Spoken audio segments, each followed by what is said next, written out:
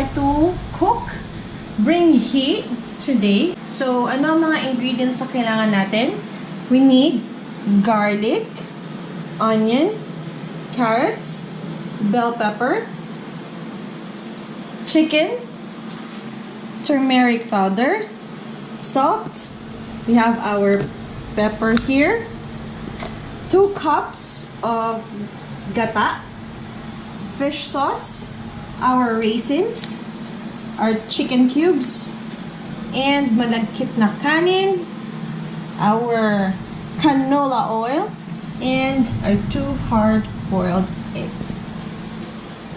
Okay, so first, lagyan natin ng oil ang ating casserole and let it heat.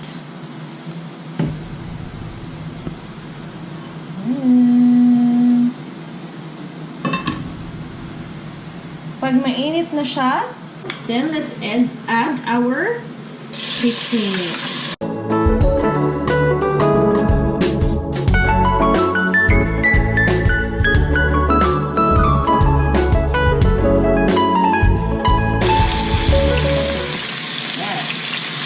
So lulutuin natin ang chicken for about 3 to 5 minutes or until it's golden brown.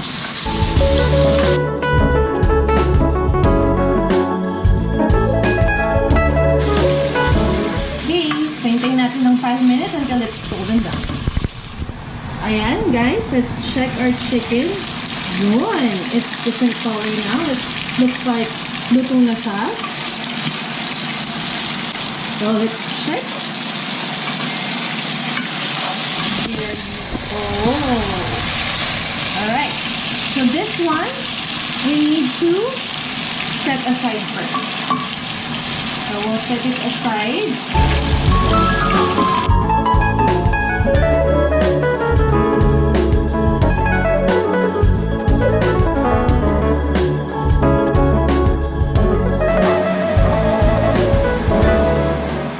There we go. So next, a bit of oil again.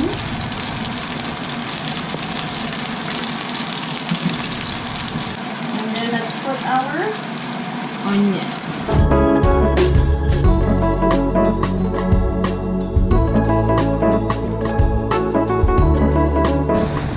And then add na rin natin ang ating garlic.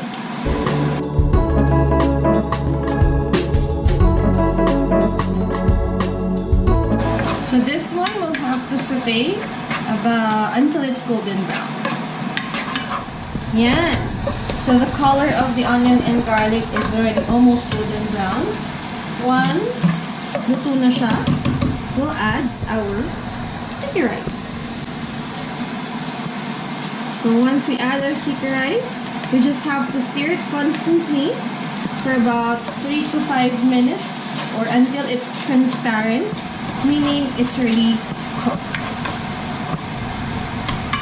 There you go.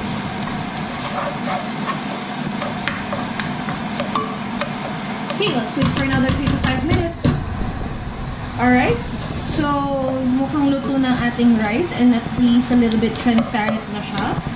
Next up, we'll put about a tablespoon of our fish sauce. And okay.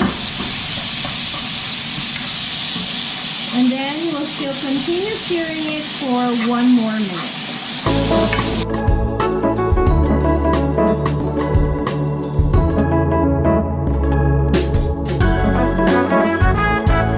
Ayan.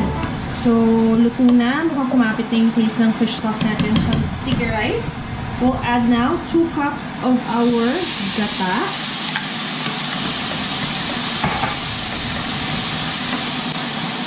Ayan. Woo! And then we'll also add our chicken cubes to add more flavor to our Bringhe. And then let's add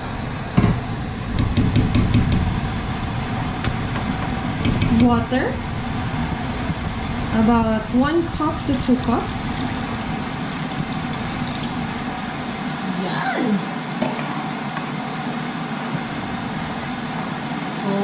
I-stir natin ulit ng konti.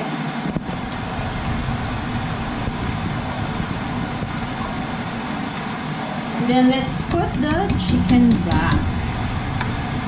Ayan. Naamoy ko na, ang bango.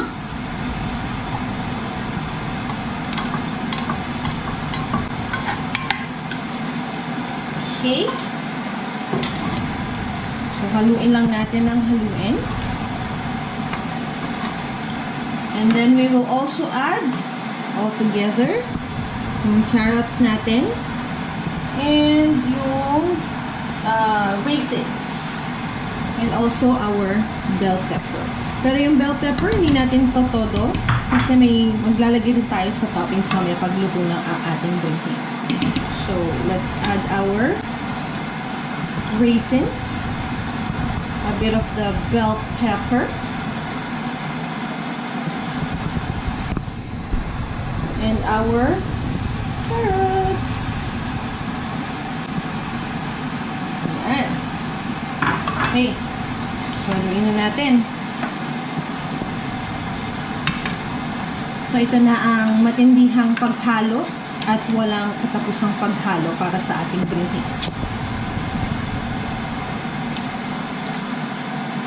Yan. So, gagawin lang natin to hanggang sa maluto siya.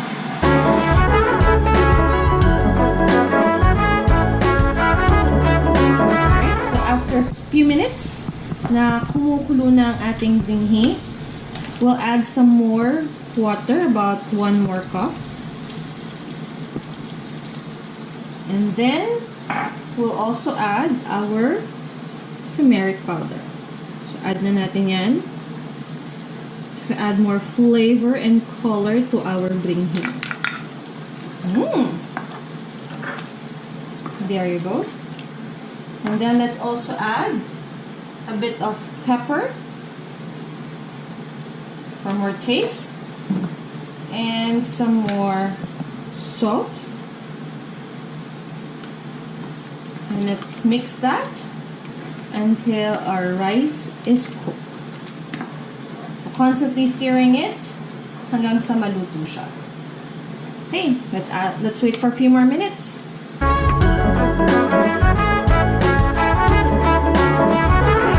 So, kapag ganito na yung itsura ng bringhe ninyo, this is the time that you transfer it sa pan na merong covered ng banana leaves. Then, doon nyo siya tutuloy na iluto until mag-get niyo yung texture na medyo may tutong na doon sa ilalim or medyo toasted na siya. But since we don't have any banana leaves today, so tuloy lang natin ang pag-i-stir nito hanggang sa ma-achieve natin yung tutong doon sa ilalim. At kailangan i-stir natin constantly kasi baka masobrahan ng sunog sa ilalim. So, yan. Tuloy-tuloy lang natin ang ating paghalo.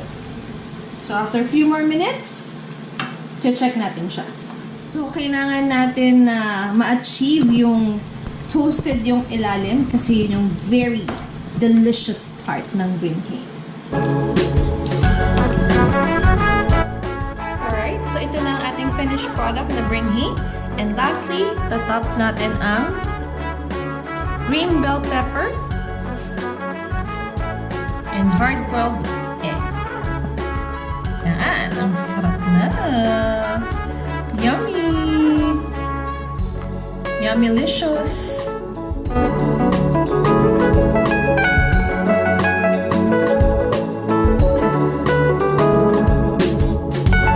Yan. So this is our bringhe ala ayam jasmine